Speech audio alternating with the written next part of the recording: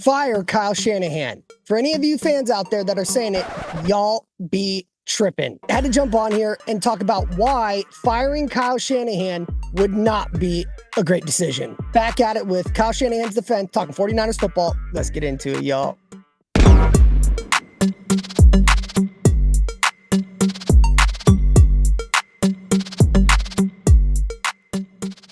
Following the San Francisco 49ers loss to the Seahawks, I have seen an amazing amount of people throughout the internet demanding Kyle Shanahan be fired as the 49ers coach. Kyle Shanahan is the reason for all the 49ers struggles and issues and getting off to a slow start this season. So let me set the stage.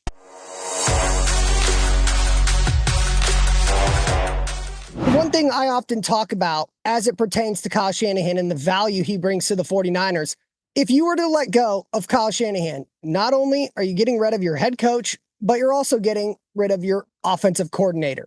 So one firing of one individual could potentially lead to 2 additional hires.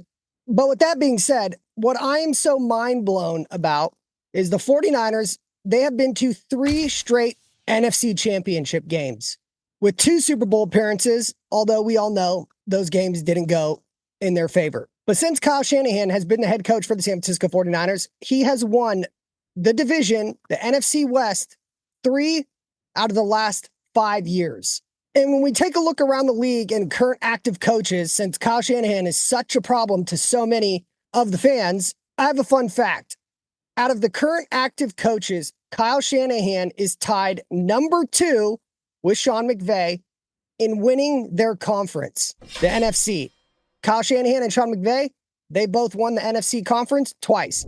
The only coach that's out there that has won their conference more than Kyle Shanahan is Andy Reid, who's won 5. So what people tend to forget or not realize because they're so in the moment of the recent shortcomings that the 49ers have displayed on the field is that there aren't many coaches in terms of what they've done, proven product, than what Kyle Shanahan has been since getting into the 49ers organization and turning the franchise around. And so I think it's all about perspective. Kyle Shanahan, he's 8-4 in the playoffs. 8-4. 8 wins, 4 losses. That's pretty good. But I think because the 49ers, who have had so much success under Kyle Shanahan, and obviously within the past 5 years, I think the bar is set for him exponentially high, unrealistically high, because the reality is the 49ers, they're 1 game back behind the NFC West division. And as you all know, every year, every team sets one goal, get into the playoffs. And the San Francisco 49ers, although has not looked pretty, although they've crumbled down the stretch late, the situation is just a fact. They are 1 game behind the Arizona Cardinals. And so what is it about Kyle Shanahan that so many people think he's the sole problem? And by firing him, that would somehow fix the situations of what's going on with the 49ers, who currently sit at 5-5. Is Kyle Shanahan flawed? Yes. Does Kyle Shanahan have a bad game in play calling or a bad year in play calling, just like players do? Yes. I think a lot of this stems from is Kyle Shanahan getting up on the podium and coming off prickly. Have I ever not answered the questions that are already written that your article's already written on? Am I not giving you the right quotes? I don't think you understand. It's not about earning more. We put as much on Brock with double play calls, triple play calls as anyone. But just because you don't see someone do a hand signal or something, that not as many teams do that. They used to do it a long time ago, but that's not really what it's like. But my God, it's gotten way out of control. I think one good reference point to always look at when you're talking about any coach, it doesn't have to be a head coach, but any coach, how do the players talk about it? Well, you've heard players on the podium, none of them have anything bad to say. And I think that speaks volume and is the real tell of how the players feel when it comes to their head coach. And Kyle Shanahan, he has all the respect from coaches around the NFL and, more importantly, his players. As we all know, the San Francisco 49ers are set to take on the Green Bay Packers, Lambeau Field. Matt LaFleur, one of Kyle's coaches in his coaching tree. Here's what Matt LaFleur had to say about the 49ers currently sitting at 5-5, not having the best start, But here is how other head coaches, players, and teams think about this 49ers team under Kyle Shanahan. Let's take a listen. Yeah, I feel like we're going against one of the premier teams in the National Football League, and I know their record's certainly not where they want to be right now, but I think that if you would, I think they get the respect of everybody in this league in terms of what they've been able to do and what they're capable of doing. I think they're as good as any team in the league. So I think that gives good insight into how other teams look at the 49ers. And I think that has a lot more credence than what fans on Twitter have to say about why or what their rationale is for having the 49ers move on from Kyle Shanahan. And so I can't emphasize this enough. As the saying goes, the grass, it ain't always greener. And if Kyle Shanahan were to get let go from the 49ers, he would be the number one coaching candidate over Bill Belichick, over any coach out there. Kyle Shanahan would be the belle of the ball. He would be the prize that every team would go after who's in need for a potential coaching change. They would target Kyle Shanahan. He would get a job immediately. And if you don't take my word from it, that's actually a quote from an NFL scout talking about what would happen if the 49ers would move on from Kyle Shanahan. So don't take my word from it. Take it from somebody inside the NFL who is saying that. And I think the craziest part about all of this is, where is the equity that Kyle Shanahan has built up from fans specifically? Kyle Shanahan, he has equity within the building. He has equity with ownership. But for whatever reason, the fans and their over-emotional reactions because the 49ers aren't being dominant and just completely undefeated this season, it's just getting out of control. Shit, if we were just to go back and look 1 year ago, the 49ers had already won the NFC West before Christmas and were the number one seed for the NFC.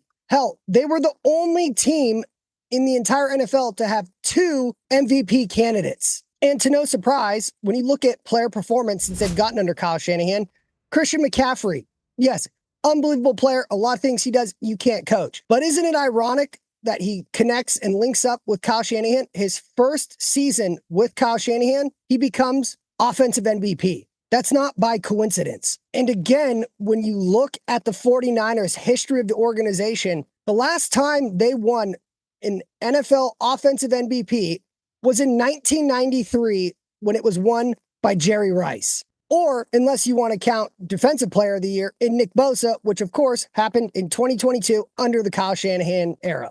And although the 49ers record, it's not great. I already mentioned they're only 1 game back behind winning their division.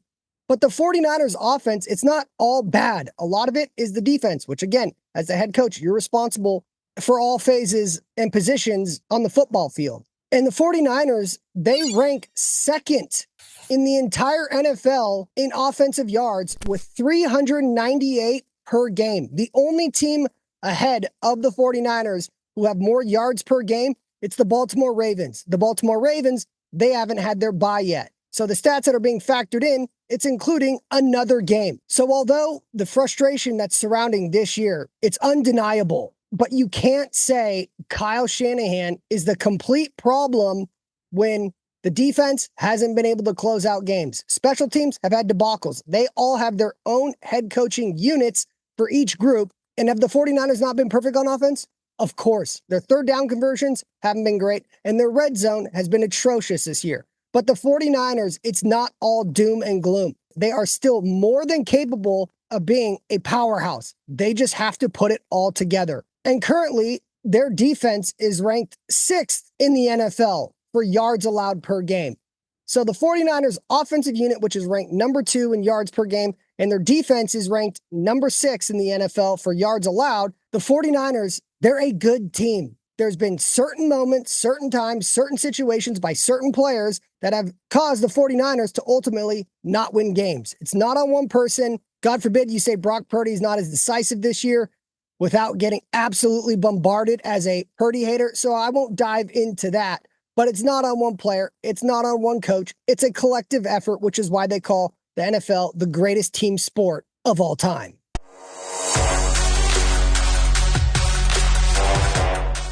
Again, I don't think it's a coincidence that Brock Purdy, pick 262, has been to 2 NFC championship games in his first 2 years and 1 Super Bowl appearance. That is not something you can contribute as everybody identifying like you could with a Nick Bosa. He'll be elite to whatever team he goes, whatever situation he's in. No, Brock Purdy, the last pick of the NFL draft, has now become a top-tier quarterback in the NFL. So who is responsible for that? Well, a lot of that has to do with the Kyle Shanahan play calls and Kyle Shanahan offensive scheme. And a perfect example of that, look where Jimmy G's at. Is Jimmy G on a team? I know he's technically on the Rams. He hasn't played a single snap. He's actually a third-string quarterback right now. But look what's happened to Jimmy G. He was a backup in New England, came to the 49ers, won an NFC championship game, went to a Super Bowl. Now he is no longer with the 49ers, and he's a third-string quarterback.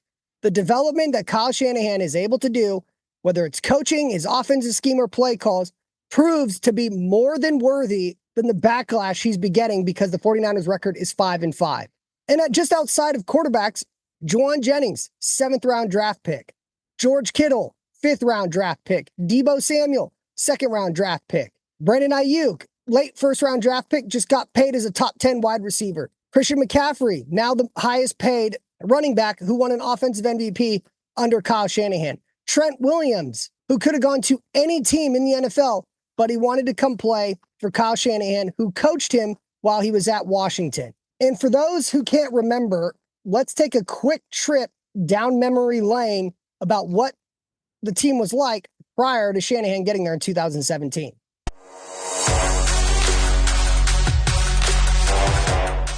So if you've lost all faith in Kyle Shanahan, I have a question for you. Do you have faith that Jed York, the 49ers owner and current CEO, he'd be able to make the right hire? Jed York took over as CEO for the 49ers in 2012. For those that are going to bring up Jim Harbaugh was hired in 2011. So you can't credit Jim Harbaugh as Jed York being the person who hired him. But what you can credit Jed York for is the Harbaugh relationship going to shit. During that time in 2012, 2013, the 49ers organization, there was always a ton of criticism coming out about Jim Harbaugh, which was getting reported in the media. Well, following Harbaugh's departure, Tim Kawakami, who's been covering the 49ers in Barry Sports for a long time, he actually came out and confirmed Jed York and Balky, the GM at the time, were the sources of the 49ers leak criticizing Jim Harbaugh. So you can credit Jed York for ruining and having Coach Harbaugh move on from the 49ers due to his antics and the GM's antics at that time. So after Harbaugh, if we were to take a look at Jed York's direct hires, because this is now the 2013-14 era, the first hire that Jed York made, Jim Tomsula. Remember him? We're here to make sure that we talk about our new head coach and where we're going. I'm so excited that Jimmy's here. And in 2015, I shit you not, it was the worst offense in franchise history for a team that only scored 238 points total for the year. Not to mention they finished 5-11 that year. Second thing I learned was why not? Why not? Okay, why? Why not? Let's go. Let's do it. And take the step. Let's go. All in. Okay? But don't be afraid. Don't be afraid to step in. You know, get up and look. Step in. Jump in. Let's go. All in.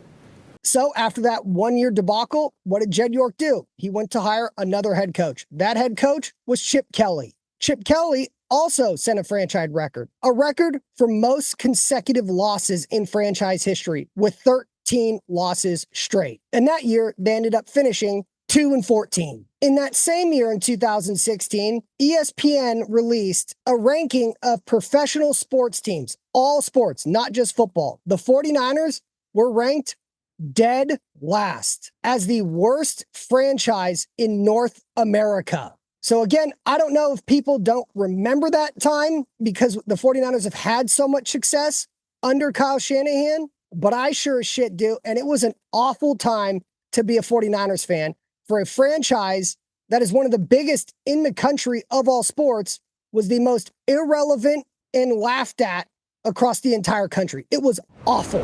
As I wrap it up here, Kyle Shanahan last year, he signed an extension prior to the 2023 season. The 49ers currently have Kyle Shanahan under contract until 2027. Although we know that doesn't mean a whole lot in the coaching world, the 49ers, they're going to be paying Kyle until 2027. And I know fans get super over emotional. Trust me, I get it. I want the 49ers to win just as bad as the next person. And I know that there's also a lot of media douchebags out there, guys like Grant Cohen, who make their living off hate mongering to rile people up. But firing Kyle Shanahan would be a bad reflection on the 49ers organization as a whole. You would essentially be firing a coach for not winning Super Bowls. The NFC Championship games, just getting to that point, that's not good enough. What coach would be excited to come coach for the 49ers knowing if you don't win a Super Bowl, you're essentially fucked. The fans will turn on you, the media will turn on you, and you'll be out. And to end with this, players have come and gone throughout this time since Kyle Shanahan's been with the team. Kyle Shanahan and John Lynch, they've been the only true constant of this 49ers, who, under the past 5 years, are contenders to get into the playoffs every single year and make a run. So expectations, albeit they're high, and they should be.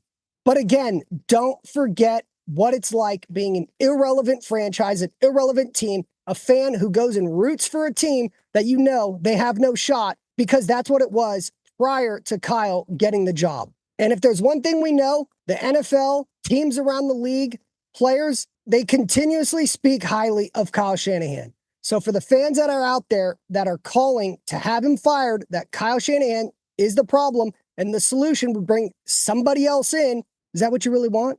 All right, y'all, I'll be back. Green Bay Packers at Lambeau Field. A rematch of the snow globe. It's already starting to snow in Green Bay. Can't wait for it. Fired up. 49ers, it's a must win without question. So I'll be back. But until my next video, make sure you like, comment, subscribe. You know the deal. Hit me up. Peace.